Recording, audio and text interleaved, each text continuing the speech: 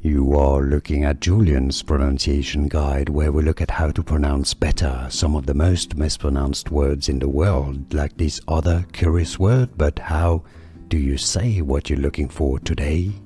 We are looking at how to pronounce this name, as well as how to say more interesting but often confusing names that too many mispronounce. So make sure to stay tuned to the channel. For reference, in Russian in Russia it is said as Konstantin, with a stress on that last syllable, Konstantin. So in English, Konstantin. And now you know.